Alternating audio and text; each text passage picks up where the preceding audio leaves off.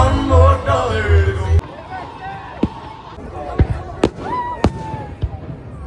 নমস্কার, সবাই কেমন আছেন? আমি সোমা, কানাডা কথার আরেকটি নতুন ভিডিওতে আপনাদের সবাইকে স্বাগত। এই ভিডিওটা ছিল কালকের, মানে 1 জুলাই। 1 জুলাই ছিল কানাডা ডে। কানাডা ডে হলো বলতে পারেন এখানকার স্বাধীনতা দিবস। তবে আমাদের ওখানে যেইভাবে স্বাধীনতা দিবস পালন হয় সেইভাবে নয়, একটু অন্যরকমভাবে। তো এখানে বিভিন্ন জায়গাতে এই ডেটি সুন্দরভাবে পালন করা হয়। তো আমরাও চলে গিয়েছিলাম আমাদের বাড়ির পাশে যে লেজিসলেটিভ বিল্ডিং আছে ওইখানে। আর দেখেই বুঝতে পারছেন কত লোকজন এসেছে। আর এটা ছিল ওই সন্ধ্যে 7:30টার দিক করে। সারা দিন কিন্তু এখানে বিভিন্ন রকমের প্রোগ্রাম হয়।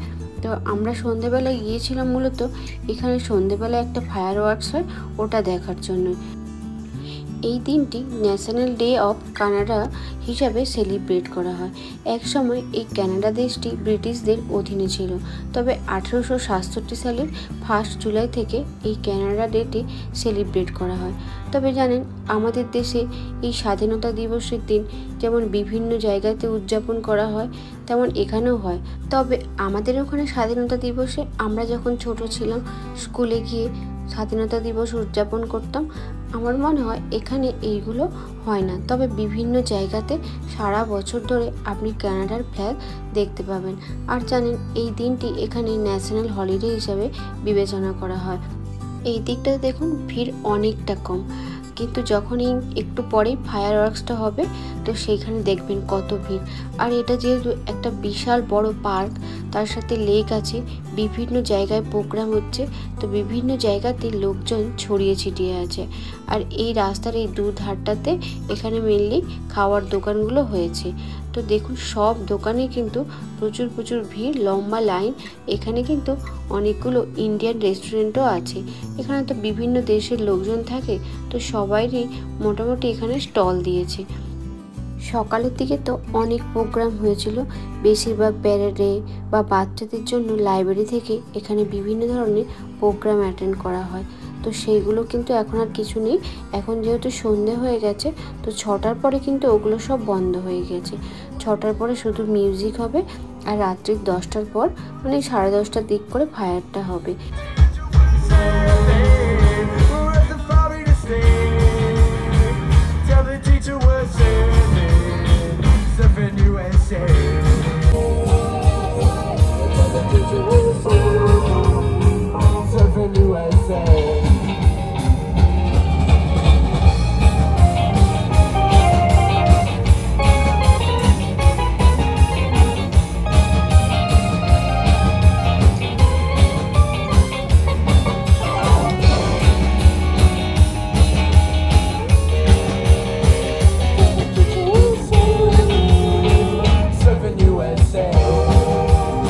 আজকের দিনে বেশিরভাগ মানুষেরা এখানকার রেড বা হোয়াইট ড্রেসটাই প্রেফার করেন। আর তখন 7:30 বা 8টা বেজে গেছে, কি প্রচণ্ড পরিমাণে তখনও রোদের তাপ, বাইরে যেন দাঁড়ানো যাচ্ছে না। আর এদিকে দেখুন চাঁদও উঠে গিয়েছে। আর এখানে যে প্রোগ্রামটা হচ্ছে, স্কুলে যারা পড়ে ওদের দ্বারা এখানে প্রোগ্রামটা হচ্ছে। আর এই দিকটাতে আমরা গার্ডেনের দিকে চলে আসলাম। এটা কিন্তু খুব বিশাল বড় পার্ক। আমি একটা আগে এখানে ভিডিও বানিয়েছিলাম শীতকালে, তখন তো পুরো শুকনো, কিন্তু এখন দেখুন ফ্লাওয়ারে কীরকম ভরে উঠেছে। তবে এখানে কয়েকদিন ধরে খুব প্রচণ্ড পরিমাণে বৃষ্টি হচ্ছিল, তাই জন্য ফ্লাওয়ারগুলো অনেকটাই নষ্ট হয়ে গিয়েছে। আর ওই দিকটাতে আবার বড়দের প্রোগ্রাম হচ্ছে। তো চলুন আপনাদেরকেও দেখায় এখানকার পার্কগুলো কি সুন্দর ফুলে সেজে উঠেছে। সারা বছর তো বেশিরভাগ টাইমটাই শীতকাল, আর না হলে বরফে ঢাকা থাকে। আর এখন একটু ফুলগুলো দেখে মনটা ভালো লাগছে। আর এই দিকটাতে দেখুন একটু ছায়রা বলে গার্ডেনের ভিতরেও কত লোক বসে আছে। আর এই ফুলগুলো দেখেও মনটা ভালো লাগে। আপনাদেরকে বললাম না, চারিধারে প্রচুর লোক এখানে ওখানে ছড়িয়ে ছিটিয়ে আছে। এটা মাঠের আরেকটা প্রান্তে আসলাম। এখানে দেখুন ছোটোখাটো মেলা বসে গেছে। ওই দিকটাতে যেমন খাবারের দোকান ছিল, আর এই দিকটাতে বিভিন্ন জিনিসপত্রের দোকান। এখানেও জামা কাপড়, ব্যাগ সমস্ত কিছু বিক্রি হচ্ছে। তো এখানে দেখুন কি সুন্দর সুন্দর হাতের বোনা জিনিসও বিক্রি হচ্ছে।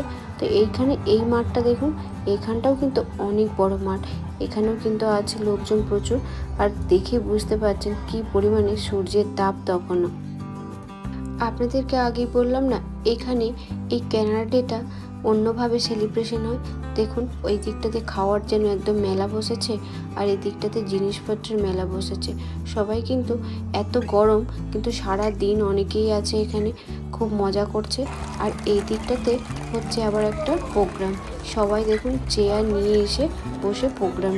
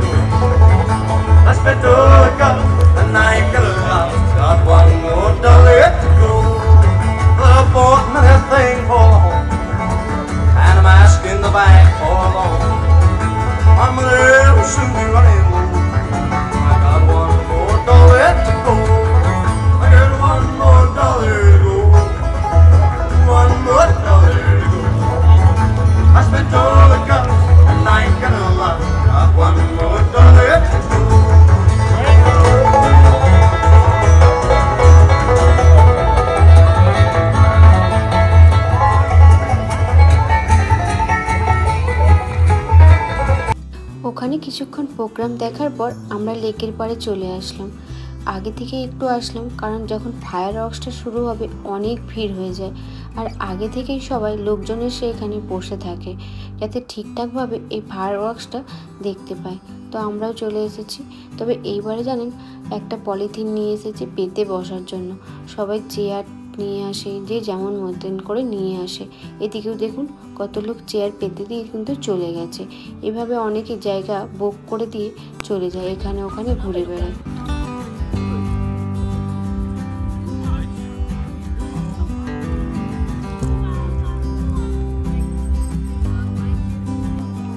এটা ওই 10টার দিক করে যখন সানসেট হলো, দেখুন কি সুন্দর লাগছে আকাশটা।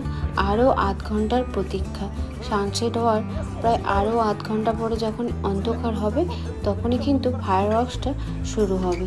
তার আগে নয়, একদম যখন কালো অন্ধকার হয়ে যাবে তখনই ফায়ার ওয়ার্কসটা শুরু হয়।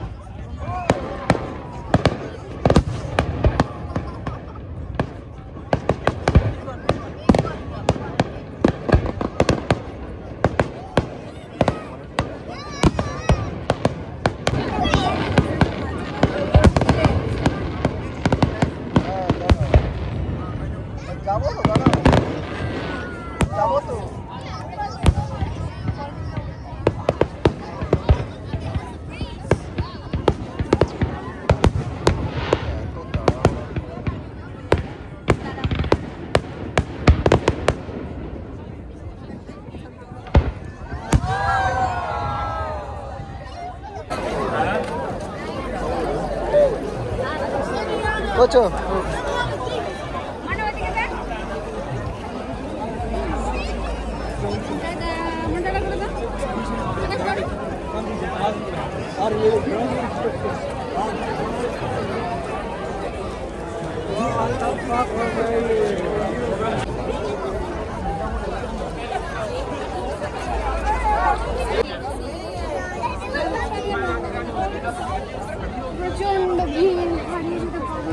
That's what that's. Tell them to